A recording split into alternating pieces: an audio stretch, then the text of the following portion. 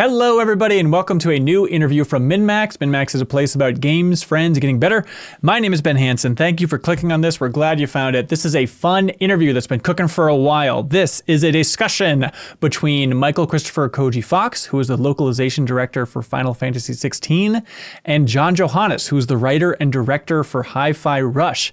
This is more or less a one-on-one developer discussion. Whatever they want to talk about, they played each other's games, whatever tickled their fancy, the natural overlaps between those games, they dive into all that stuff. I typically sit back and let them run because they're 1,000 times smarter than I am. But in this discussion, they focus a lot on localization efforts, what it's like making a more Western-focused game with a Japanese studio, who's smarter, Clive or Chai. There's a ton of industry knowledge in this discussion, so I hope you enjoy it. We do have time codes below for your viewing or listening convenience if you want to jump to any point, which we should point out, there are a couple of Final Fantasy XVI spoilers, but if you want to dodge those, I totally understand.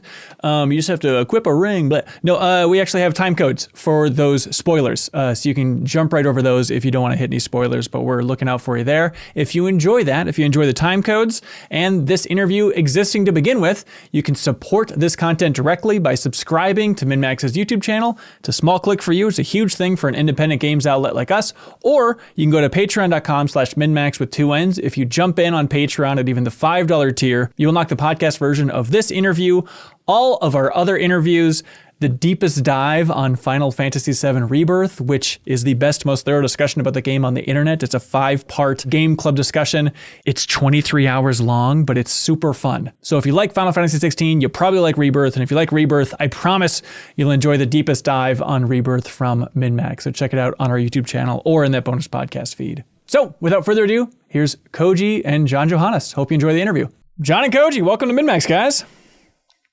Hello. Glad to be here. Oh my God, I'm excited to have you. It's been a long time coming. John, I reached out to you first a while ago, maybe a long while ago, to be like, hey, if you could talk to any other developer from that released a game in 2023, and you're like, ooh, Final Fantasy XVI. I'm curious to talk to somebody from that team. And so we got Koji here to represent the whole team, or just himself, whatever you prefer. Oh, I'll represent the whole team. Okay, no pressure. Take credit for the whole thing. Yes, it's very important. Yeah. As we all know, games are developed by one person. Oh, boy. Yes, it is. If we could have the entire teams on for both games, that would be a much better discussion, I think. I don't know if Discord can handle that. But John, what stood out to you about Final Fantasy XVI, where that was on the top of your list? Yeah, well, it was, in a year chock full of awesome games, it was, I couldn't play everything. But it was one of the games that as soon as that came out, I was like, I need to see where they're going with this, because I'm always interested. I'm a longtime fan of the Final Fantasy series, and I love when the series takes pretty big risks or pretty big chances. You know, sometimes they pay off, sometimes they hit with a certain audience, sometimes they don't hit with me. But this one specifically, just coming off from making an action game and knowing that, okay, Final Fantasy is going basically like hardcore full action, in a sense. I was like, I want to see how this works out. So not only did I play it, but I didn't beat it on Final Fantasy mode, the difficulty mode, but I got every other trophy, and everything like that. And I also appreciate, before this meeting, the saying, do you need a code for this game? The day before this interview, as if I could finish the entire game. Because that was a lengthy experience. But yeah, so I played it. I really liked it. I have lots of interesting thoughts about it, especially the development of it, because it is so different from previous games. But I also think it was a tremendous effort from the team, especially knowing that this is from the 14 team, coming in and doing something like this. This is so incredibly different. Yeah. Yeah. Thank you. I don't know. And I know it was all completely driven by you, of course. So obviously, yeah. When they talk about game development, the first thing that comes to mind is localization and how we ruin the game. And so, okay. And yeah, that's a separate subject I'd love to talk to you about, because then I read about how you approach localization for this project. While not specifically am like a localizer, I did do a lot of studying with translating novels, and I have my own perception on how things should be localized as well. Especially how we worked on our game, because it was humor focused, and how we had to do that for different languages, we approached it in a kind of unique way. So I'd love to, at least when we get to that point in the conversation, at least have a section talking about localization besides just talking about the games. So yeah, that's kind of definitely. Yeah. I mean, that's my specialty. Yeah. So, I was worried that you're like, okay, I really want to know about like the programming used in the battle system. I'd be like, well, I will ask you. I can ask you questions like that. Yeah. No. Yeah, Koji, can you just explain localization director? What does that role encompass? Well, I mean, localization director is what we kind of ended up settling on because there wasn't really a name for what I was doing. I was kind of involved in so many different things, different aspects of the project beyond just localization, that the title was getting very, very long, and we're like, this is not going to fit. In the credits, it's not going to fit on a business card. You just need to decide on one. And because, I'd been doing localization is the main thing I did on this game as well, I just kept it with that. But it really kind of involved the voice recording, the motion capture, scenario writing, world building, a lot of things that are tied into other parts of the game, narrative related. I was kind of had my hand in all of that, not just as a localizer, but also as a creator and developer, engineer kind of as well in those senses. So it was just, pretty much they made me do everything. They would come to me, it's like, yeah, we have this question, or we want you to do this, or we want you to do this. And I was just kind of bouncing around all of these different places. And so, it was an interesting experience, very different from what I had done before, just because, again, the team, decided really early on that they wanted to do something that felt more Western. And so they turned to the Western guy who's, sitting amongst the team, like, hey, we need your help on a couple of things. And then it kind of just snowballed from there. So. Yeah, I mean, how many Western developers were on 16? I'm sure there's more developers than we can count, and it's tough to narrow down. But do you have a ballpark of, were you the one person in the room that everyone's pointing at? Well, no, actually, I mean, there were a lot more. But the thing is, Japan is still very isolated when it comes to that, and there's still a big language barrier. So there's a lot of people around the world that want to get into Japanese game development, I'm sure. But it's just that when it gets very technical, there is a language barrier sometimes. And so, and also being over in Japan, you have to get people to come over here, and add to that, the weakness of the yen and everything. And there's just so many barriers in front of a lot of people that are interested to come to Japan. But that doesn't stop some. Some have that passion and are willing to take the lower pay and learn the language and join the team. And we did have a good number of non-Japanese developers on the team, but it was still very, very small. We're talking, double digits on a team that had triple digits when it comes to actual developers. And so, yeah, I mean, but I wasn't the only one. Yeah. And then John, at Tango, how many Americans or Western developers are there? I mean, we were definitely not this size team as you were for Final Fantasy, but a handful, I would say. I'm trying to think for, because we had some people working on our other title, Ghostwire Tokyo, and then for Hi-Fi Rush, I would say I'm gonna ballpark 5 or 6, I think max. So basically everything was done in Japanese, except the script was, and this maybe is, I think I read enough about this. I can talk about this, about your game, but we wrote Hi-Fi Rush completely in English first, and it was in English for almost majority of the production, and then at the end we came in and localized it all into Japanese. And I felt really bad for the entire team because they were playing through the entire game in English for a long time. And granted, we put subtitles in as fast as possible, but they couldn't get the the performance or the humor aspects of it. But I know that at least from reading enough, and because I like to see how that was made, that the 16, right, it was written in Japanese, but then localized, and all the voice work and voice capture was done in English as a base, and then retroactively reworked in Japanese so that it fit with the English. Am I correct in that? Yeah, that's pretty much how it went. When I joined the team early on, the script had already been written. by Mairo-san, the creative director. And the first thing that I went in and did it was me and another person, John Taylor, who has worked a lot on the Dragon Quest projects. I brought him in because we wanted to go British. And so I wanted to bring on one of the Dragon Quest guys.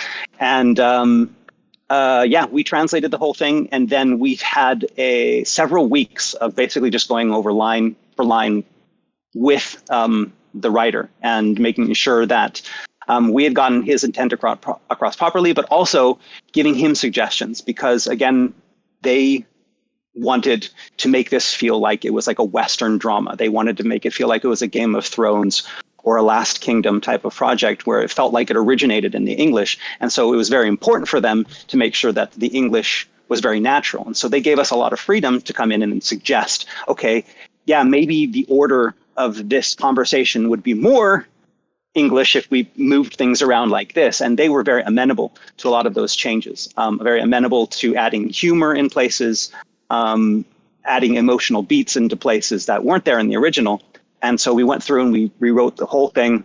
And then they took that and they adjusted the Japanese a little bit. And then we went and we did the motion capture and we did the voice recording in English first. And again, a lot like, I guess, your project, there was only English for the longest time. I think for probably, more than a year, there's only English in the game. And so all of the developers were, developing along with only English in the game. And again, yes, there was subtitles as well, but they were hearing the English most of the time. And it wasn't until way after all of the English was done that then they went and they recorded the Japanese based off of what we had already recorded. And then they were taking the emotional beats and the movements, because again, we did facial capture as well.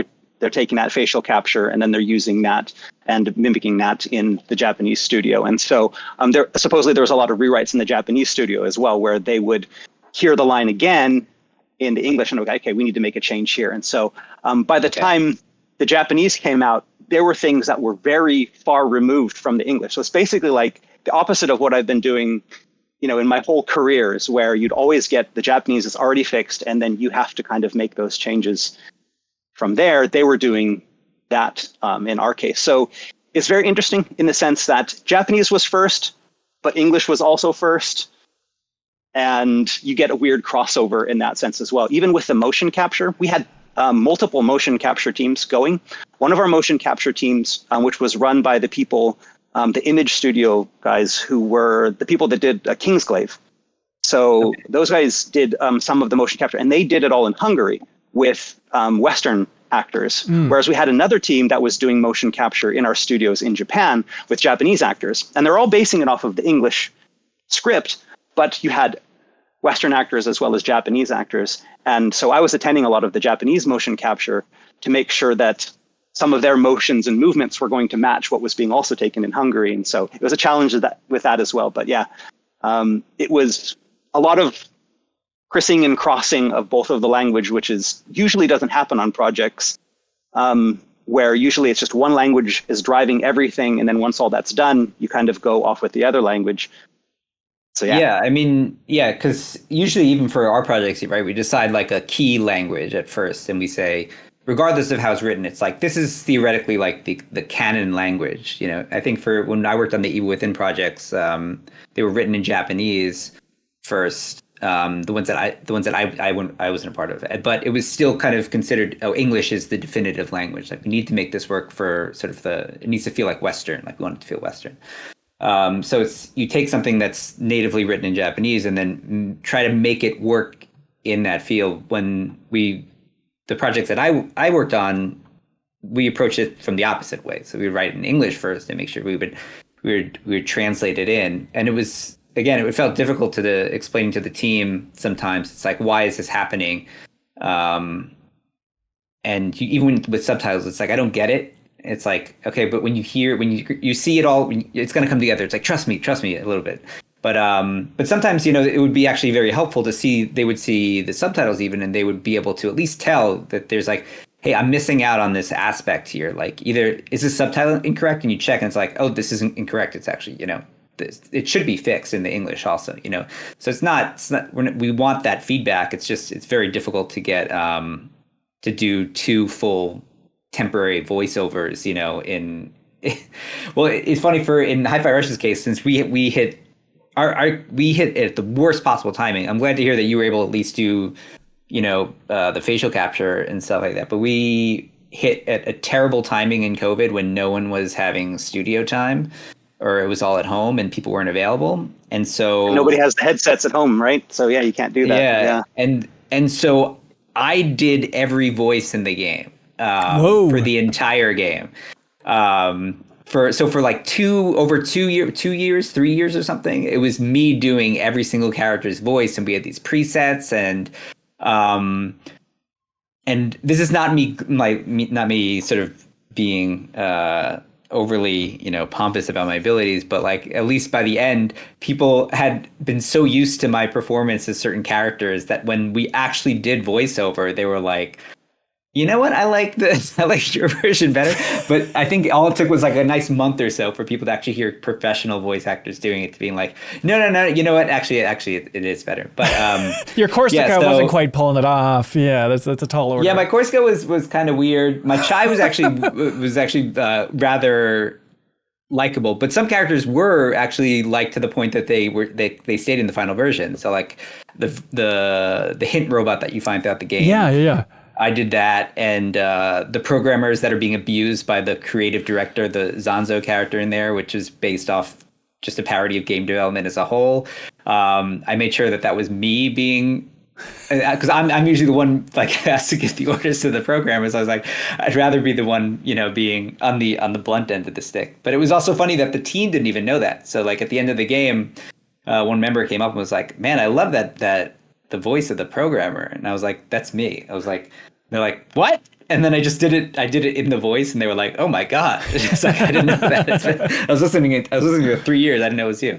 But kind of going back to your situation with the team wanted to go for the Game of Thrones feel, and they came to you, and they're looking for your take on that. Or a way to assist in getting to that goal. Was that something that like the team themselves, like they enjoyed that type of media, they enjoyed that experience, but they maybe didn't feel confident in if they knew how to pull it off or why it worked, and they were kind of looking for that inspiration or kind of perspective from your side?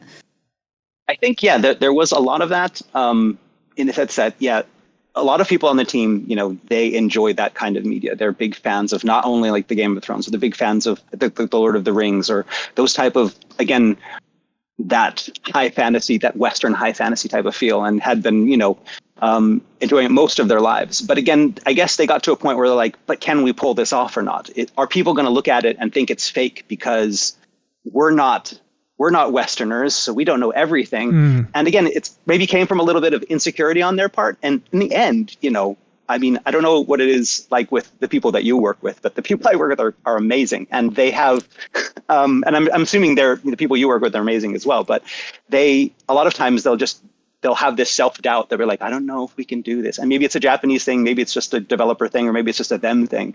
But they kept, questioning themselves on like, I don't know if we're going to be doing this right. I don't know.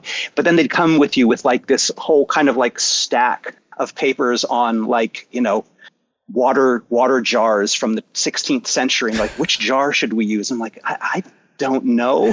I mean, they would know more on the subject than me, who was supposedly been assigned as the expert would. And I'd have to go on these deep dives on like, water jars of the 16th century and say, oh yeah, you got some really good ideas there. So, I think I was just more of like a crutch until they were able to pretty much figure out that, oh, maybe we can do this. And if that's, what they need me to be, then hopefully I was that for them. But I think a lot of the people on this team came out of it hopefully thinking, oh, wow, we can do this. And hopefully that will be inspiration for them moving forward, because I mean, there are so many talented people out here. Yeah. Do you think that, because they brought you in, early on to talk to you about that, did you see an early draft that was maybe before you were getting very involved, that you felt like they were trying for it, but it wasn't really coming across yet and it needed that work? Or actually like very early on, it's like they're actually hitting what they're attempting to do, but we can make it better? Yeah, I mean, they were hitting pretty much, it was pretty much a home run from the beginning. I mean, the ideas were in place. It was just a lot of the smaller things like the delivery that, again, because they're thinking about stuff in Japanese and just the way that the Japanese language is structured, that there were a lot of things that were like, okay, yeah, if we translated it this way, this is not going to work, or this is not going to work in this order. Or, in Japanese literature and Japanese storytelling, they do things where we kind of do them different in the West. And so just saying like, well, if we want to get this across to our Western users, we may have to add a little bit of information here. We may need to take a little bit of information out of this. And just kind of pointing them in the right directions when it comes to actual like script writing, but in the sense of the actual story and where they wanted to go with it, the emotional beats, the overarching themes and things like that. I mean, it was pretty much solidified by the time I had gotten there, and it was like I didn't really have to. I mean, there were a couple things where like, okay, this might not go over that well with the Western audience, or maybe this would have been fine 20 years ago, but we can't kind of do these things now. Again, there's certain flags that are there. That I always, relay to the team and then let them make that final decision. It's never you can't have a character say this. It's just kind of like, well, if you had a character say this, you might get this kind of reaction from, right. certain people. And so you have the option to maybe take it this route, or you can go with this route and kind of explain it through. I mean, there's always those kind of things. And I'm sure, you experience that as well, that there's just kind of things that are culturally different, especially, in the day and age that we're at, that you kind of have to let them know what's going on in the rest of the world, because sometimes they get a little bit focused on just kind of what's going on over here. But otherwise, I mean, it's just about them kind of, taking their creative freedom and running with it. And we just are kind of there to make sure that they don't run off the road too much. So are you saying that you are responsible for cutting the Mythos dance battle for that was standard for all Final Fantasies, Of course. Yeah, the squats, the well-oiled up, naked guy doing squats. Sorry, that got removed. I mean, because I'm watching it and because I'm playing through it, and I'm not saying this out of sort of like making fun of it, but I knowing that it's written, it's going through this complicated localization process. I look for these elements that you kind of see kind of shine through of like, oh, but this is still kind of like this sort of Japanese based thing. But even this sort of like direction, and I joke about this because maybe you're not aware of this, but our cutscene director was actually the cutscene director for your game as well. Jun Watanabe. Oh yeah, okay, yeah. I mean, again, we had like 5 cutscene directors. Yeah, I know. I do remember working with him, and I remember in the motion capture studio always telling him, you need to cut. There needs to be fewer nods. People don't need nod this much in English. Stop nodding. And he just like he learned that I was the guy that always told him to just stop nodding, having the actor stop nodding. So I would go to him when I was playing it, and I would be like, every time there's like a close up of a character's like fist clenching as like the one shot or something like that. I'd be like, all right. It's like I saw another one today. It's like I was like, it's just. It's not that dude, it's just like a very common trope. Yeah. And it's fist clenching. It was one of those things that I did bring it up, but they had made it such an important part of the story for them. I guess it was him, the flame in his hand, and they just had so many instances of it that I was like, every time I'm like, I don't know, maybe we shouldn't, use this. And there's like, no, that was one of those things that they absolutely needed to do. So you get to a point where you're just like, okay, I'm just going to have to let you have it. Yeah, and we'll figure out a way to record a line around it. But and I think it's totally fine to leave those things in. It's kind of but it's interesting to see that it's like that's something that you maybe wouldn't see in. It's like a very specific shot that you kind of see in that sort of Japanese like storytelling, and that's still retained. So I think losing 100% of what makes the game, it is developed by a Japanese team. It's like, I think there should be part of that should remain in there. And I don't think that, I mean, maybe the other thing I was kind of laughing about, I was keeping like a counter of how many times is Joshua going to cough up blood in this game. It's like, did it again. It's like, that is a lot of blood. We need to refill this. He needs like an IV pack. It's like, did you get it? He's sickly. Do you understand? He's sickly. He's sick. Your brother is sick. Did you get it? Your brother is sick. Don't forget, your brother is sick. Well, that's why at the end, we see Silver, he's coughing up blood. I was like, it's okay, you're gonna get over it. You've done it 1,000 times. I was like, oh no, that was the one. That was the last cough. It literally took a hole in your chest Yeah. to do it. And even then, after the hole in chest, he was still able to deliver like a 30 line monologue before it took him. So, I mean, it's the power of the Phoenix. The power of the Phoenix. But isn't it funny that if he's the Phoenix, if he's able to sort of revive himself, why is he the one that's constantly coughing up the blood? I mean, I think the other characters did cough up blood, but not as much as Joshua. I think that's the... So, but yeah, there is an actual, if you want to know, there is an actual reason for that. So yeah, when you use the dominant power and you draw on the ether, unlike the bearers where you're drawing it from around you, the bearers draw it from around you.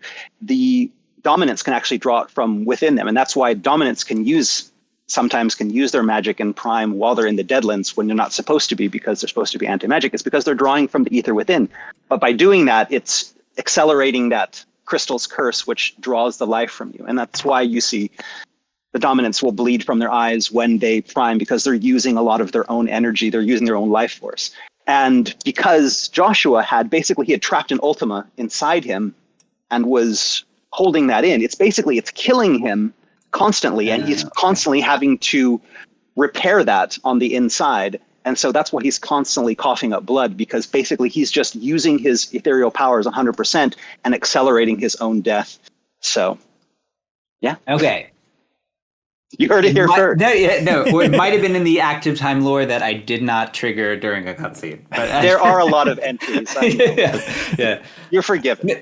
No. And I tried to read almost all of it. Yeah, because I was at GDC and I attended one of your staff members did a presentation on the active time lore. Yeah, and Ono-san, she worked pretty much solely. That was like, she had the seed of an idea from the producer, was like, make something that can do this. She pretty much came up with that whole thing. Really, really amazing worker. And it was so much fun to work with her and kind of, build this thing together. It was a lot of work though. Oh yeah. Looking at the presentation, like the iterations that went through, how much text was involved, when to put in, when is it a spoiler? Is it enough? It just looked daunting. But also like, it was incredibly useful. Like, I think there's like two sides of the coin, right? It was incredibly useful. Like, if I didn't have that, there was probably so much that I wouldn't have gotten from the story. I wouldn't have understood.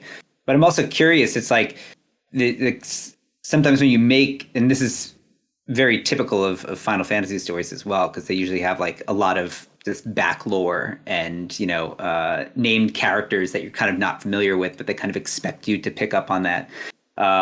Was there a point where like, obviously this active time lore system is really, really cool and it should be implemented, but also a sense of like, hey, if we have to do this, maybe it's too complicated. Maybe we should pull back a little bit on how rich maybe the story is. We're telling it in a way that is actually a little bit difficult to understand, that we have to implement a system like that. Was that ever discussed as like should we, either restructure things a little bit so it's easier to understand, or now that we have the system, let's just go full on and then we'll just let the people figure out what they figure out. If they don't figure out, it's fine. Or, was that discussed a lot internally?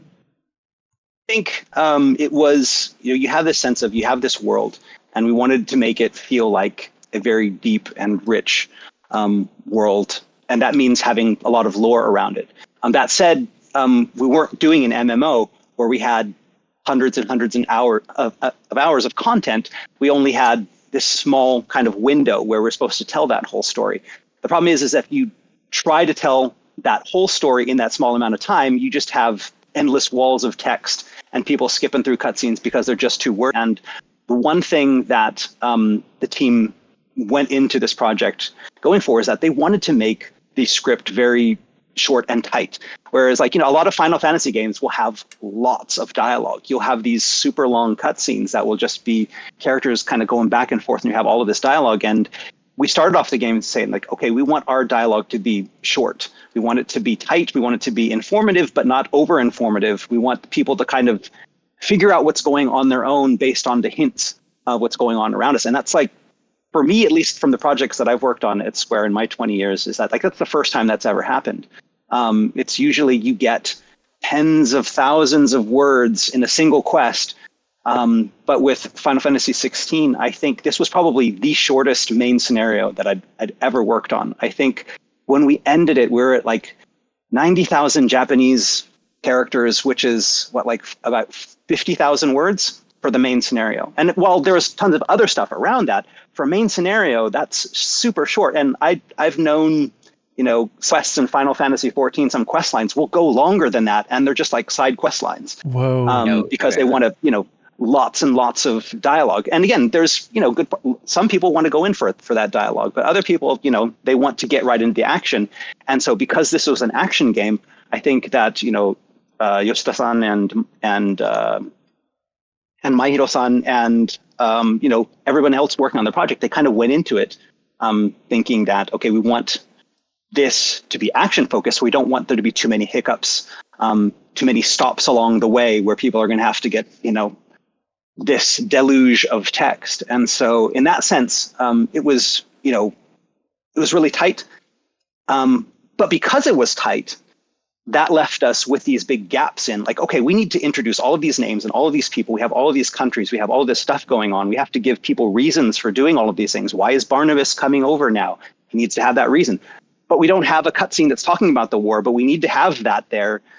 And so it got to the point where Yoshida-san would play the game because he's producer. He wasn't involved with like the day-to-day stuff. He would, after 6 months, basically get a build and then be like, okay, I'm going to play your build now. And then he'd play the build for like 2 weeks. And then he'd be like, I have absolutely no fucking idea what's going on right now. And then it was up to us to either kind of tweak what we had or figure out a way to supplement that for people that maybe couldn't figure out what was going on. And so then we came up with like, okay, let's do, like a little lore type of dictionary type thing. But the problem is that the lore dictionary would be accessible after you'd watched the cutscene. And by the time you got to the place where the lore dictionary was, you'd have already forgotten what happened in that cutscene. You couldn't remember the name that the guy had said in passing. And so like, okay, we need to figure out how to, do this in real time. And that's kind of where the active time lore thing, came in. It's like, okay, we can check up on names in real time, kind of like, pulling out your phone, Googling a name, figuring out who it is. And that was that original concept. And then it was just a matter of implementing that and basically having to have the whole game complete before you can implement it, because you need to know what's going on. It's not something you can prepare for. You need to have everything finished and then you finally do it, which means when the game is finished and you start doing this, you're literally working in the last few months when everybody else is polishing and trying to get stuff together, and you're creating a new system, and all the engineers are getting upset with you because they're supposed to be on vacation and not making tools anymore, and you're telling them to stay at work and help us out with this new system that we're adding 2 months before master. Yeah, and it was localized in how many languages as well? Because you have to do that make sure that works and is checked in everyone. Yes. Yeah. We had a lot of languages. Yeah, I mean, localization are very unsung heroes because, they do come in at the end, besides the base languages. It's like you make sure the quality is up there, but you also want to make sure that every other language is up to that quality as well. But you can't really hand that stuff over until it's like locked, essentially. And you probably know, like in game dev, especially if you can change something at the final moment to make it a little bit better, you want to. But you also have you have to think about, what about these 10 other languages that need to be adjusted for that? Even a slight change. It's like, oh, I'm just changing this word. It's like, but that affects everything, and we have that problem with our data. Yeah. I understand. And the thing is, I completely understand, the dev perspective that you want to be polishing right up till the last minute. And it's, I think, even worse. I'm going to say worse. I don't know if that's the right word, but it's worse for the Final Fantasy XVI team, who had the majority of the people had worked on Final Fantasy XIV. And so the thing with Final Fantasy XIV is because you can change text up to like 3 days before the patch goes live, right, and get text in there. So there is no like hard master up to get it on a disk. You have, you can change immediately up, or you can even change after, because you're going to have a hotfix or something coming up immediately after. And so I think we had a lot of devs who were used to basically working right until the end, past the end, and and I get it, because perfectionists, and they want something to be great. They ride the train home and will have an idea and will want to immediately sit down and implement that idea. And 99% of the time, it does make the game better. The problem is that everything then has to be taken to the other languages. And when you have 11 or 12 languages, again, that one little change that you've made can ripple effect down the line. It affects, you all of a sudden, a change that took maybe 5 seconds in Japanese is going to take 3 or 4 days to get implemented, another 2 days to get QA'd. If you add voice to it, then you're talking another, several $1,000s across many languages to get studio time, to get, director time, to get, and a lot of times they just don't really realize it, and they just go into it thinking, I'm going to make the game better. So great intentions, but yeah, it can be crazy in that sense. I have a really naive question. I've always been confused with this. Lip sync across languages. What's going on there? Is that just tech that's evolving? Are these hand animated lip animations for every language? How does that work? Probably depends on the game. For us, at least, like cutscenes. Yeah, those are all hand keyed. They're done to English, and then we would dub them in the other languages. Well, any sort of in-game, what we call like in-game, like talk sequences or something like that. Every game has their different terminology for them, but it's basically predetermined, animations. We'll probably have a lip sync system that looks for audio data and can tell, based off the audio file, whether or not the mouth should be open or closed. And depending on the quality of that, you either get like a very sort of mechanical look, or some are very, very good, that kind of can match like vowel sounds and different sounds in different languages.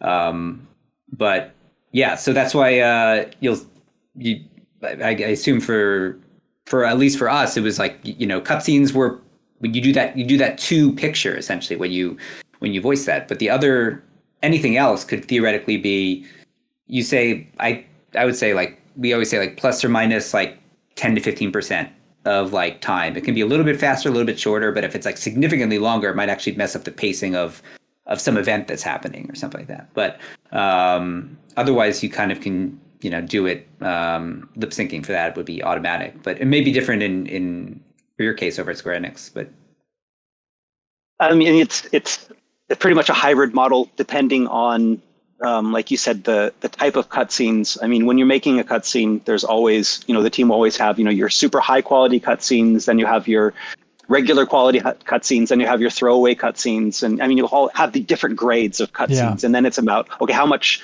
development cost are we going to, use in those? And which are the things that we're going to be using in the trailers and showing stuff. And you're always going to want to have those look better.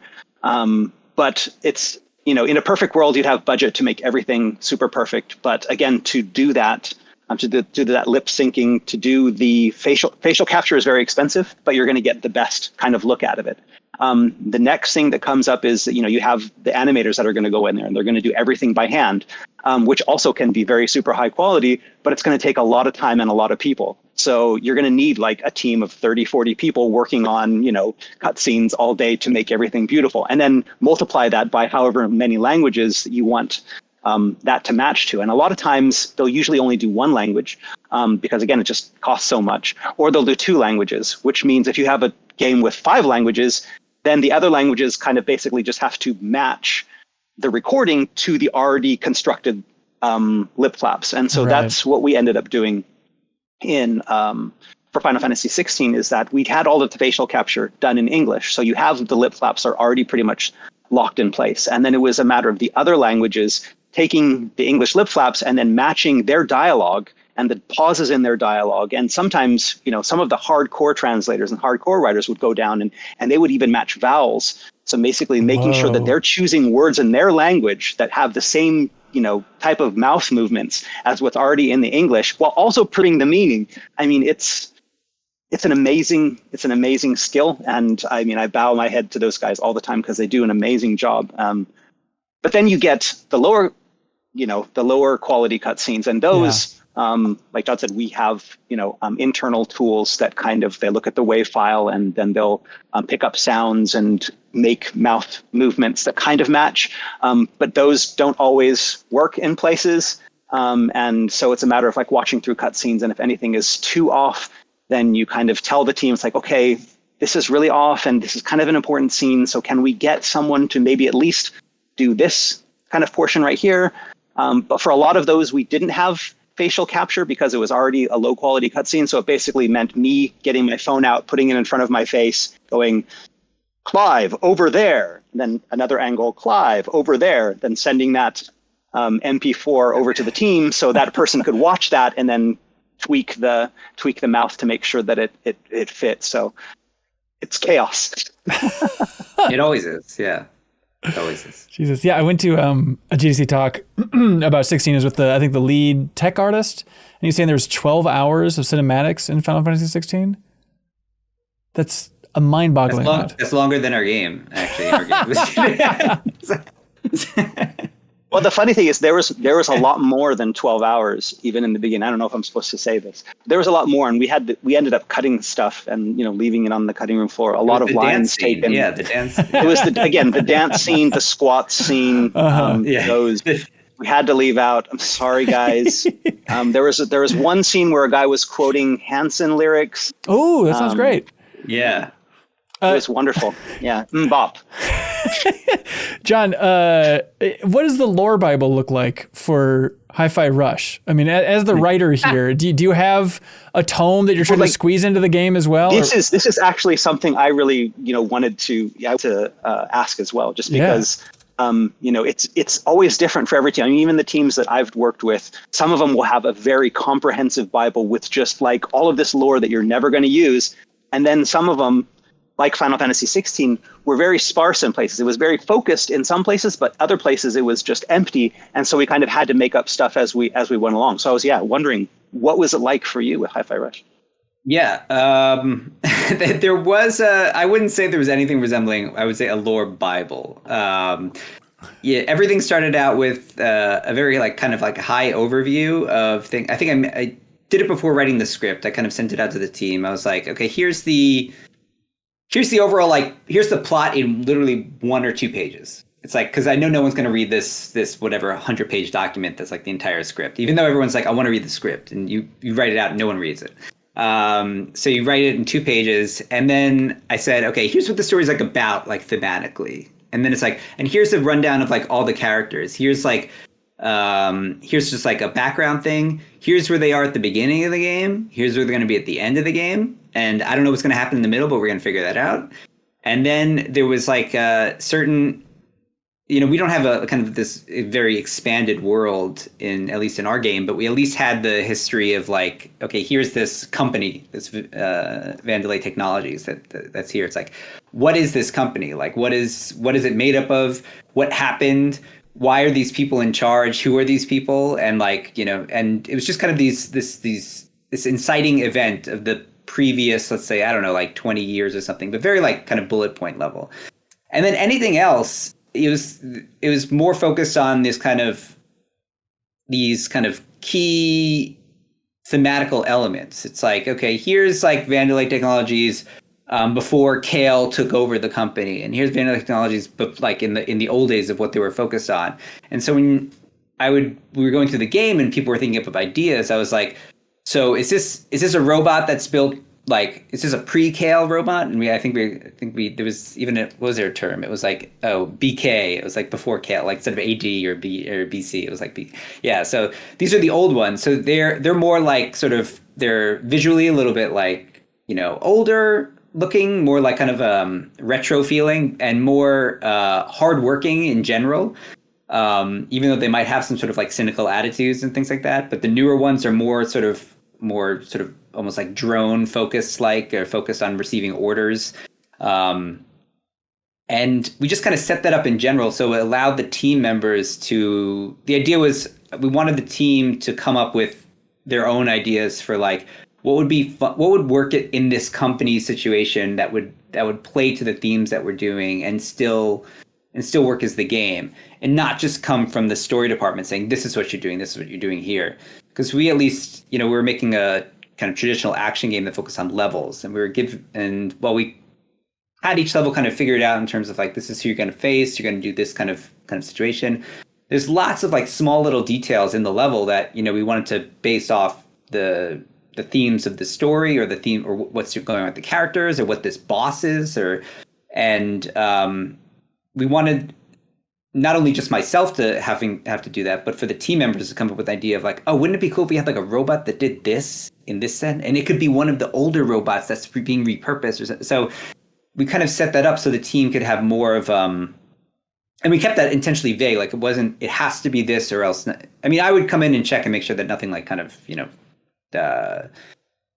didn't match, or it's like this didn't make sense. But one of the team members to come up with ideas was the real reason for coming up with these kind of vague yet concrete sort of lore, I guess, if you would say. But it was nothing to the sense of like you have to read paragraphs of paragraphs of like of how the Project Armstrong technology is actually works and how this. Yeah, it's like there was nothing written for like how the MP3 player is actually powering up the like Chai's unit, and this is. Do you have a fan base? Someone asked him. Yeah.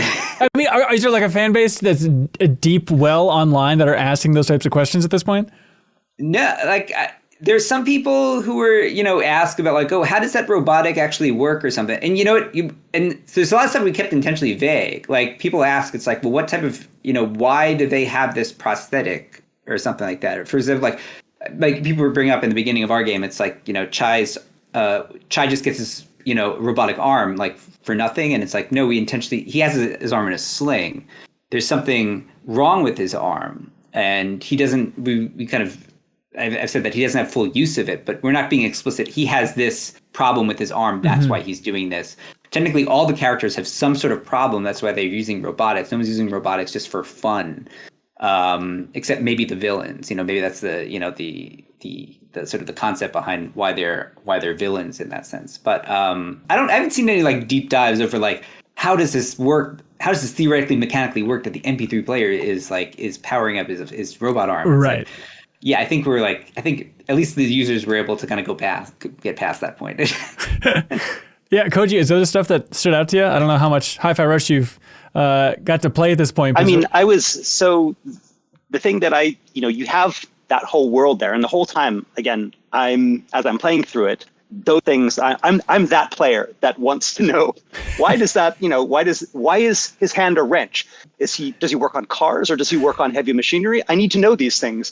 But the thing is, I kind of take that as, okay, it's now me to kind of figure it out based on visual cues, based on story cues, and kind of build the story in your head. And I love that kind of world building and storytelling. I don't like the kind of storytelling where pretty much everything is on the table from the beginning. I love unreliable narrators because everyone in the world is unreliable. You can't expect everyone to tell you the truth. I never really liked games. Back in the day, you'd go into the castle and talk to the king and he'd tell you exactly what to do. And it's like, when does that ever happen in real life? Every person you talk to is probably going to be like 30% lies. They're thinking of their own things and there's all this machinations, or maybe they just don't even know what's going on. And so why is it when we go into games, everyone knows everything about everything? It's like, that's not realistic. Having people be ignorant of stuff and then letting the player kind of put things together in their mind. And I think that was great about Hi-Fi. Like, go in there and you see this amazing world, but there isn't a lot of information on it. And I'm there basically thinking, okay, what could this be for? Why is this here? What kind of factory is this? What are they making here? What are they doing here? And that the creative juices start flowing, and it feels like I'm part of the team as well, coming up with the ideas, even though I'm the player. And I thought that was excellent. And then of course, you have that constant dialogue running through as well, giving you more hints to kind of put together and then change your ideas as you're going through it. So there's just enough feedback from the game rather than just having absolutely nothing and then having to figure it out all yourself and not knowing if you're right. You're figuring it out as you go, and then you'll get the feedback from players during the stages, during these conversations they're having while you're doing things, and then getting that information and adding it to what you already have, changing what you thought the things were and updating your little ATL that's in your own brain, which I thought was really cool. Well, yeah, I mean, we intentionally wanted Chai to be, for example, like he's a character and he has his own personality type, but he's essentially the sort of blank space for the player, because if a character is, this is kind of going against like the hero trope where the character is kind of like a know-it-all and is familiar with the situation and goes in headstrong, like thinking he knows everything. Like, we intentionally made him an idiot. So he's unaware. He knows as much as you do about what he's getting himself into. Like, he doesn't even know. He signed up for this program thinking he's like, he didn't even know what arm he's going to get, if he's even going to get an arm. And so he's going through this facility. He's like, actually, I have no idea what's going on. It's like, well, neither does my character. So he's going to ask the same questions that I'm thinking. So that was actually kind of one of the things when we were writing the sort of in-game, like going through the stage dialogues, is sometimes we'd actually like watch people play, and if they would say something verbally out loud, like, man, what the hell is going on here? It's like, we'd be like, that is a great, okay, let's not try to say that. Because instead of explaining it, it's like actually call out how ridiculous some of this stuff is. Like, there's a level later in the game, I don't know if you've gotten to it, but it's a museum stage where you kind of go through and get to see the history of the Vandelay campus. And there's just a part that is very gamey, but it's, we made this part where there's this electric, like, generators that are in this, like, pool, like, that's conducted by water, and you have to jump through. And Chai's jumping through it, and he's like, all this electric water and gears. He's like, I thought I was in a museum. And it was like, that was literally something that someone was saying when we were making that part of the level. And we're like, that's great. That's what, and instead of being like, oh man, now we have to explain why. I mean, there was a reason. It's like, yeah, this is the power source for the museum, but it's like, why is it like this? It's like, we could think of a lore context for it, but it's like, it's funnier for them to call it out how dumb it is. And then just being like, and then just go from there. And some of that stuff was picked up too. Like, we had in the game something that, which is funny because it's always like a source of controversy, like the, like, to show players where to go, right? It's always the yellow paint thing, right? Right. That's becoming like the hot thing. And for us, we were just like, very early on, we were like, let's just put arrows, man. Let's just put arrows. And because the world is colorful, it makes sense that you just have kind of like arrows pointing to things. And sometimes they became so explicit that we were like joke about this. It's like why are there arrows like on the ground flashing to just a door? It's like, we know this is a door. It's gonna go through a door. And so I made a lore entry that you pick up that it's like, oh, the company, essentially won the patent for the arrow, and so they have to, so they want to use it so they can, if they don't use it, they have to fight for the patent usage. So they're like, put it everywhere. It's like, I want to see it everywhere, and make sure you point it out when you see it. It's like, that's the Vandelay arrow, something like that. And so we kind of put it in the lore, and so that's the thing. It's like, we didn't have that Bible in the beginning, but it's like, as we were making it up and we saw something that was interesting, and it made sense, we didn't added it into the lore, in that sense. So it was kind of like an evolving lore. I love that. I always am fascinated by when characters in games are calling stuff out, especially when it comes to like combat. Like even in Final Fantasy XVI, Koji, there's a point where, forgive me for doing my best, Ben Starr, where you're just fighting like waves of enemies, and he goes like, of course there's more. There's always more. And then we just think of like, is that just the writer, like, or somebody in the team playing through it and be like, this is one wave too many enemies. That's you. Okay. Like, can we have Ben just say something? That those are me and the other localized team members that were just playing through, and it's like, man, what? Why here? And I think in the DLC there's a line where you just have to keep going. It's this huge tower, but most of the doors are locked except for one set of doors that leads you exactly where you need to go. And I think and no one was touching upon it in the game. And so I think I had Clive in one of his throwaway lines. It's like they're leading us somewhere. Sure, got to do it. Because, I mean, why else, would only those doors be open? And so, you kind of have to give it a reason. But as you're playing it, you come across these things and you're like, okay, I need to explain this, or maybe I don't need to explain it, but I at least need to comment on it because I know everyone else playing it's going to comment on it. And by having the character comment on it, then I guess the players are going to have a better, they're going to feel more familiarity with the main characters. Like, yes, that's exactly what I would have said. Right. And I think we ended up, getting a lot of comments and feedback that we got from players was that, a lot of people were saying like, yeah, a lot of Clive's reactions were like things that I really wanted to say. It felt like Clive was me in a lot of places, which sometimes you don't get from heavy, narrative games, that the main character is too kind of far removed from the player, which works well in novels, but it often doesn't work well in games because you're literally playing that character, which makes you closer to him. So the closer that character's reactions are going to be to the players, then the players are going to get more into it, and there's going to be that more of a bond there. And so that was something that we definitely wanted to keep. And so it's basically just me playing through and like, okay, what would I say in a point like this?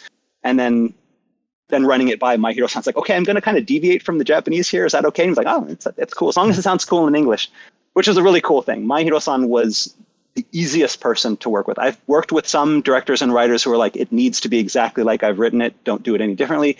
Or My Hiro-san is just like, as long as it sounds cool, you're good. Because I'm going to make it sound cool in Japanese. And we're like, okay. That's awesome. It's really, I appreciated it. There was one random battle where I think Jill asked like, hey, should I prime right now? And I was like, yeah, why aren't they just doing this all the time? It's like, it's really nice to have that just in a random battle, I think, right? And then Clive's like, no, save your strength, save your strength. It's like, okay, that's all I needed to stop questioning what's happening in this world exactly. I was there. I was like, prime, baby. Prime all the time. Why are we not priming all the time? Why not? I know, yeah. What are we saving it for? How do we know? Is there a boss battle coming up that you're not aware of? Yes. Yeah, so Koji, that's why you had to, you're trying to let the player inhabit Clive, and that's why you had to make him as dumb as Chai? Was that the goal? Is you're trying to get down to Chai level of stupidity? No, I like to think that Clive is a little bit more on the ball than Chai is. So he had his tutors, back when he was young in the duchy. So he has a little bit of, and he's got the street smarts, having been an assassin for all that time. So maybe he picked up something, but.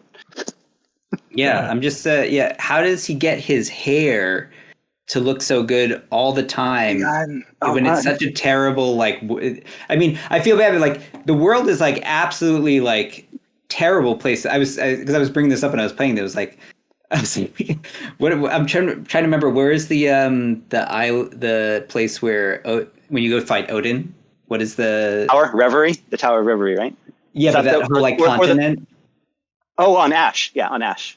Yeah, I was like, Ash, I was like, man, this place sucks. Like, why would you live here? Like, this is like the worst place in the world. It was like, I would just get out of there. It's like, I don't know. It's just like, that was the one thing that, like, it was totally understandable from like the setting, but it was like, it literally felt like the end of the world. Like, it was there's not very, very uplifting moments in the game. It kind of felt like the world was like hanging on its like last limbs, and you were kind of, just barely surviving.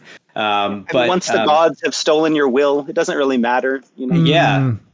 And I mean, it worked in well with the themes and stuff like that, right? Because the characters are like, why are you even like keeping this fight? Like, what are we fighting for? It's like, actually, yeah, this place sucks. Like, why are we? but it, like, I think it worked with its setting as well. Because if you think about kind of like the old medieval settings, it's like everything then kind of like did really kind of suck. Like, and yeah, you're trying to make the best of like the worst situation. And it's like, well, I guess it's better than dying. I don't know. But then on top of that, you still get your art directors who are like, but we need to put these characters in magazines and sell the game. So we kind of need to still make them pretty. So they still need to have nice hair and white teeth, and they need to have all their limbs. But it's really tough. There's, strife, and there's grime, and it's dirt. But everyone, their dental hygiene is the best. They have some kind of fluoride in the water and selling pomade. They use the resin for the hair every morning. That's the part you don't see. Every morning in Clive's chambers, right before the cutscene cuts to him, he's there, just kind of waxing it all in. And was there a lore? Is there a lore entry to like the hairstyling, like why they're able to? No, there is not. But I think that's a missed opportunity. I mean, I think that's maybe it's in the DLC. Maybe the next hot fix. We can get a new entry on hairstyling in Valisthea. Yeah, I'd like to know what ingredients were used to style the hair.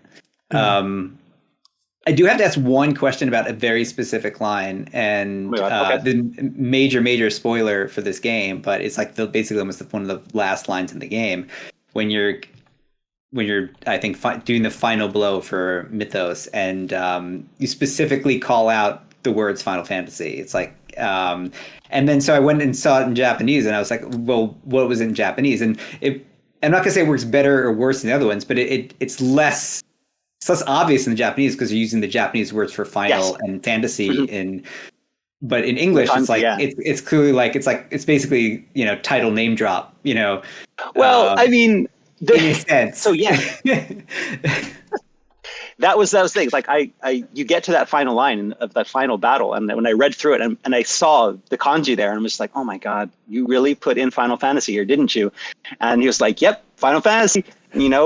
Figure it out. It's cool. So it wasn't Japanese first. That was Mahiro-san wanted to actually have that reference to the Final Fantasy in the Japanese, and so I was like, do you really want to do this? It's like, I really want to do this. And so then it became a matter of like, how do I do it without saying this is your Final Fantasy? And I know that's what I was like. How hard did you have to hold yourself back to just have it be as cheesy as possible? Like, I can't do that. Like I just you feel this inside you. It's like I can't just say Final Fantasy, and so it's your world, and it will be its final witness. You get the final. Your world's a fantasy, and you get the final, and they're both there. But at least I'm not saying Final Fantasy. Please forgive me. Yeah, I was just. I mean, I was playing it, and when I got to that point, I was just like, they did it. They did it. I know. Because I don't think any other game has like said it out loud. I don't, has it been in text? Yeah, I don't. I don't think it's been voiced. Maybe it's in like and this resident is evil. Or something. Yeah. Yeah, I don't think we didn't name drop our game either. I think we did in the Evil Within 2. It was like a joke. If you did this like very out of sequence thing, you have a character and it's like I'm not going out there. It's like it's evil outside, and it's like, yeah, but there's evil within too, and then we had the characters look at the camera as well. Look at the camera. That's awesome. Yeah. But Hi-Fi Rush had like a ton of like game breaking, like not game breaking, but like fourth wall breaking stuff all over the place, including like if you would leave the game mid game and come back to a save and you're not supposed to be where you're supposed to be, the characters would be like, yeah, why are we back in the hideout? Like I thought we were in this thing. Or we even like made fun of the characters that they would quit during the final boss battle and come back later. Right. We'd be like, I can't believe you left at this climactic moment. Like there is some momentum lost here. You just ruined it. Don't you wish you could do that, Koji? Wouldn't that be sweet? Yeah. Just to be that loose. When I was thinking of like the overlaps for these two games, I'm kicking myself. It wasn't until right now that I'm like, oh, that's right. Xenogears is in Hi-Fi Rush. There's that elaborate Xenogears reference. So there is the Square connections here, the family tendrils connecting you two. Yeah, and we were able to at least get in touch with the team from Square-Enix, and we told them we wanted to do this reference to Xenogears, and when we showed them that, they were kind of confused over why that was the specific thing you chose from the game of the character sitting in a chair just speaking. But it seems that when we're looking online, everyone knew exactly when that came up. It's like, oh, we know what they're referencing. But yeah, I was upset that in Final Fantasy XVI there was not a scene where Clive was just sitting in a chair talking about, or maybe that should have been the active Time Lore. It's like it just immediately warps to Clive sitting in a chair and him just telling you all of this stuff. Or who is the I'm forgetting the name of the sort of the like librarian type character in the Tomes. Yeah. He just go and he just sit there talking for hours about lore. Well, hey, anything else you guys want to hit that stood out from each other's games that we haven't touched on yet? So yeah, like another thing that I kind of wanted to ask was, because again, we talked a little bit about like motion capture before, like, and I guess you mentioned that because you had the same cutscene director as we did. So I'm assuming that you did motion capture in Japan with Japanese mocap actors. We did no motion capture. Everything was hand keyed. No motion capture. Oh my god. Yeah, which is wow. Ridiculous. Which is ridiculous. But it is also probably why you guys won that BAFTA for animation. Congratulations. Oh, thank you. Yeah, that was in a monumental task and a monumental ask from me from the team, because I was like, okay, we're going for this comic book look. All this stuff that they worked on. These are animators who worked on the Evil Within, so they're working with motion capture before, and they're working on making sure that it looks as realistic as possible. And I was like, okay, that's all really great. I need you to just forget all of that for now, because you're going to do this now, and it needs to be over the top. It needs to be expressive. It needs to be almost unrealistic in a way that a character would move like that, but unrealistic, and it needs to also follow this rhythm. And cutscenes were done so that not only hand keyed, but they were hand keyed to a metronome because everything needed to be on beat with the music. So things like where the characters were stepping, moving, everything was like keyframe to beats, and then we're starting filling in the frames between. So it was just an intense amount of work. I don't think, and I think even mocap, not that say that it's easy, because you can't just use mocap data. You need to go in and you need to clean it up. You need to fix it. You make it look very good. But this was like on some other level that I was always impressed by what the team was able to put out in terms of the animation for our game. I mean, you had me fooled. I was watching, I'm watching the cutscenes and I'm getting a lot of the, I'm seeing a lot of, again, motions that I watched my mocap actors on 16 using, and I'm like, oh yeah. I mean, I bet they used, this guy to do that mocap. Oh, interesting. Because, the motions are so similar to what he was doing. And the fact that like there's no motion captures out there and this was all done by hand, again, is just, that's how awesome your team was and how, their attention to detail and how they were able to create something that looks so fluid and so realistic. Yeah. Props. I mean, what we did do is we had the animators kind of take videos of themselves, like if they're going to be expressive, they're going to go like this, and they're going to kind of match that, but then they know that they need to push it further. So I think there's like a very early scene of like Chai, like where all the robots are destroyed, and he's like kind of like in his dream, and he's like, "Thank you." And we'd talk about that. We'd be like, "Okay, he's doing this thing where he's pointing, and then when he's like looking around, he's like."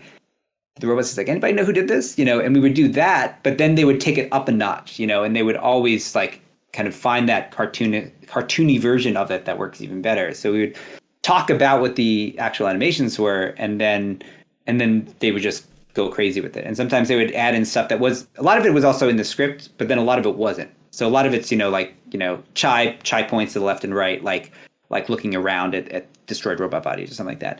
But they would take it to the next level. So they were very, very not only willing to take on the challenge, but they were also had a great sense for what was needed to sort of make that world come alive. Very good. But yeah, I've got a dumb question. Have you two ever met before? In person? No. Yeah. Okay. Very close by, but yeah. Yeah, that's the thing. It's like you're both in Tokyo. I don't know what type of scene is out there. If a bunch of American developers are hanging out on a regular basis outside of the 8-4 crew or what? I'm sure they're home all day working. I was gonna say I'm in the office all day working, but just various versions of that. But this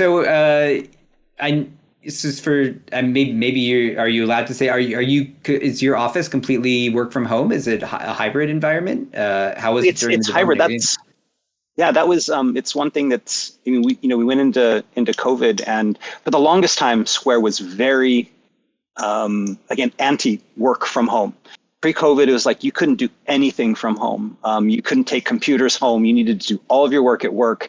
Anything you took home was, it's risk of leaks. You can't have this. No, even like VPN, we had like these multi-tiered VPN systems with these weird matrices with the password changed every 5 minutes and things like. It was just a pain to do any work from outside the company. And then all of a sudden COVID comes, and immediately everything just kind of flips, and we're like, okay, everybody can work from home now. Here's computers for everybody. Here's money for people to buy desks. Here's this to do this. And the whole time I'm thinking, if we could do this, why couldn't we have done this like before? What changed? Nothing changed.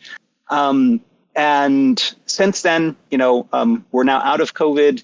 And I thought there was going to be a move to kind of bring, people back into the office, but the company Square has stayed pretty cool about letting the teams decide whether they want to come in or whether they, want to have people work from home, whether they want it to be hybrid within the team. So you'll have some dev teams where everybody is in most of the time. You'll have some teams where certain groups within a team, like the narrative people, will be in while the artists will all be at home.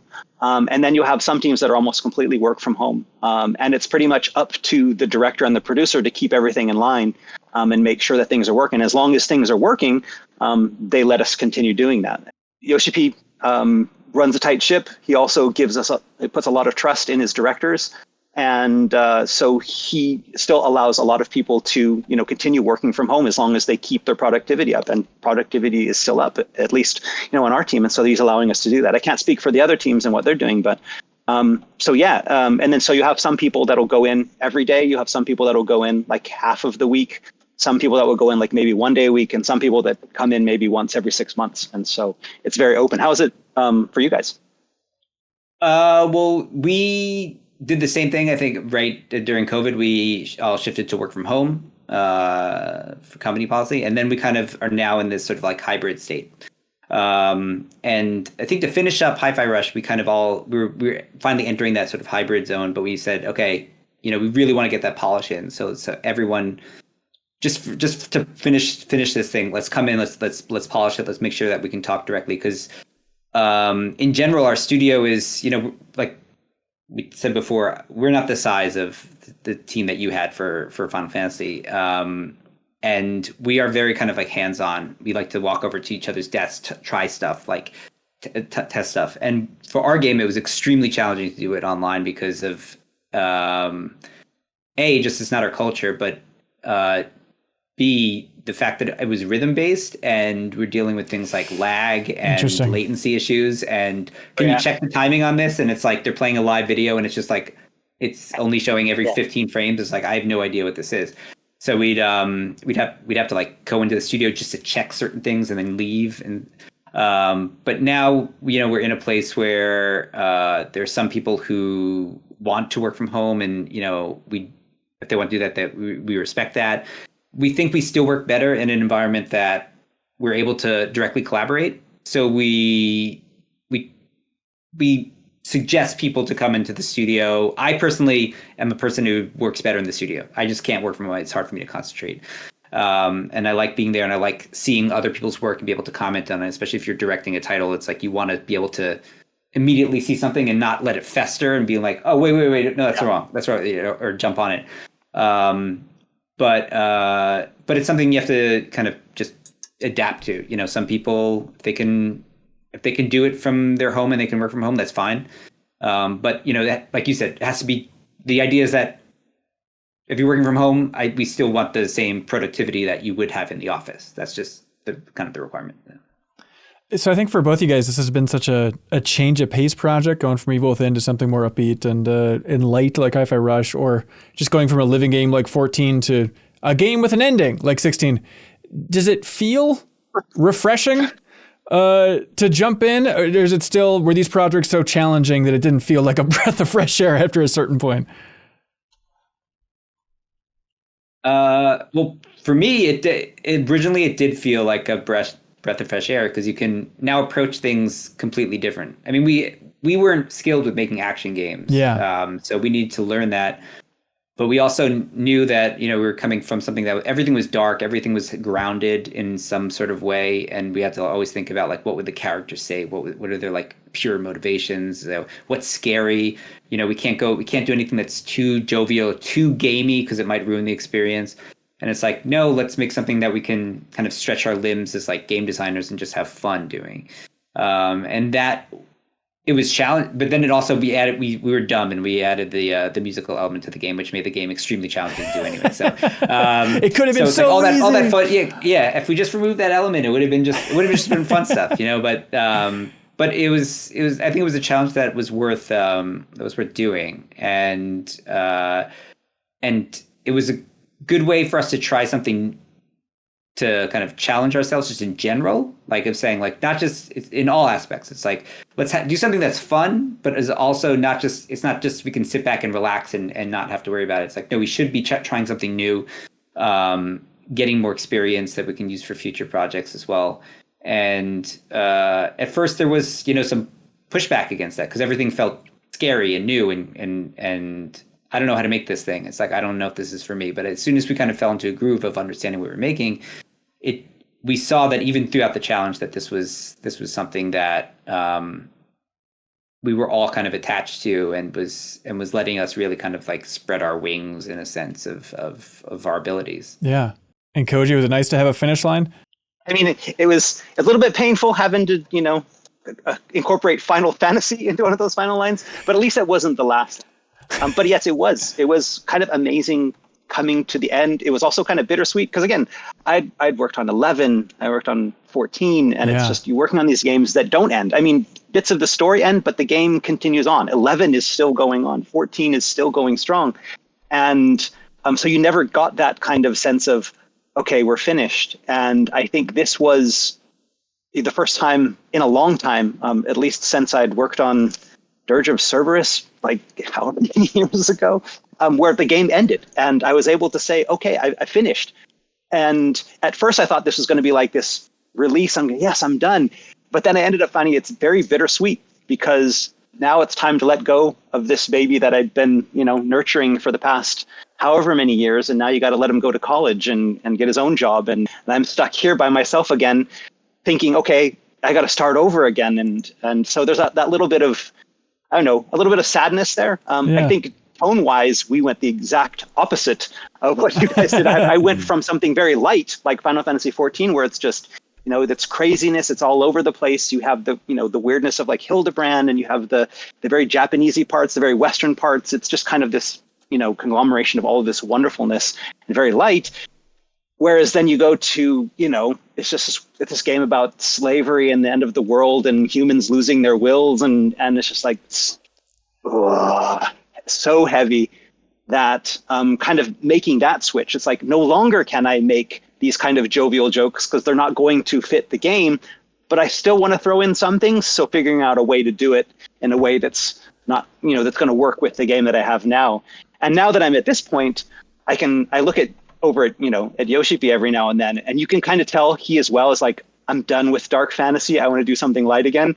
So I have a feeling that whatever project I get put on next, there's going to be this kind of paradigm shift in that direction again, where I'm going to have to switch everything that all this darkness and edginess that I've, fostered over the past 5 years or whatever is now going to have to get thrown out the window for something more lighthearted. But I mean, that's good for us in the sense that it, keeps us on our toes. And I'm looking forward to whatever, we have to do next. He still hasn't told me yet. Oh, really? Interesting. I mean, you say it's dark and serious, but I mean, you get your puns in there. I mean, there's a side quest about the boat, which the headline we can't even say on MinnMax. It's so debaucherous. I mean, you're sliding your stuff in there, man.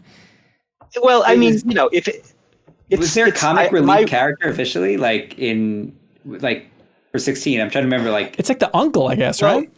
So Uncle Byron is the comic relief. Gav can be a little bit comic reliefy. He's the guy that swears all the time. Yeah. In his Geordie accent. I guess, those are and Sid also was the comic relief until, the end of Act 2. Yeah, I suppose. What you should have done is actually had Torgal's barks, event, you add in a DLC so that they're actually subtitled, and he's throwing in gags all the time. He was the comic relief the whole time, and you didn't know. You didn't realize it. You didn't realize. He was throwing these zingers every time, and no one was getting it, and just the whole time he's just like, man, no one thinks I'm funny in this world, and it's just no one understood him, So. I thought dog food was bad. Rough. I should try slavery. Yeah. Well, hey, I think it's a good place to wrap up. Koji and John, there's anything else you're dying to say to each other? Speak now, forever hold your peace. I mean, I'm dying to say, we should definitely go get drinks sometime really soon and continue this conversation, but with a lot more debauchery and swearing and things we can't do on the podcast. Yeah, it's so bizarre that I've kind of rarely, even in my now 13 or 14 years, run into people from Square-Enix. It seems like. To me, it's it is actually the sort of Final Fantasy fortress. I've never seen anyone go in or come out. A little bit like Nintendo too. I've rarely met anyone from Nintendo as well. So it is. It's a weird, that weird fortress type of feel. We're all in, but I mean, I'm there.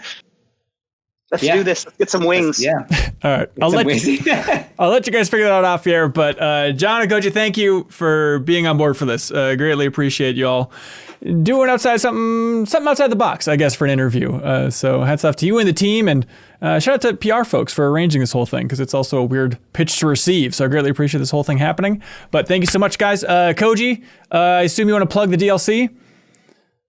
Right, DLC. It's out today, the 17th. The Rising Tide, our second and final DLC. Out to today. It's got a lot of cool stuff. I think I would be remiss if I didn't repeat the talking points.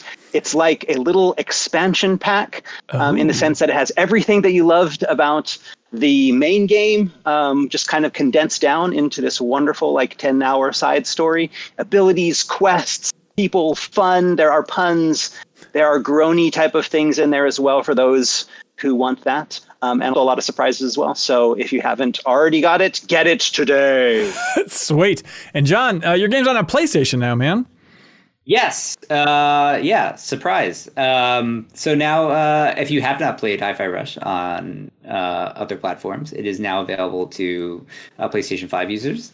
So if you have not, or this is your first time hearing about this game or being exposed to it, and you only have a PlayStation, this is a great opportunity to jump in. It's only $30. It's not expensive. What a steal. Yeah. Awesome. And do you guys want to play us out? The guitar behind you, John, and Koji, you want to just go nuts on the drums there? You know any Zwan? Just throw it out there. I don't even think I've tuned the guitar in quite some time, so I don't think this is appropriate time to pull out that guitar. All right, that's fair.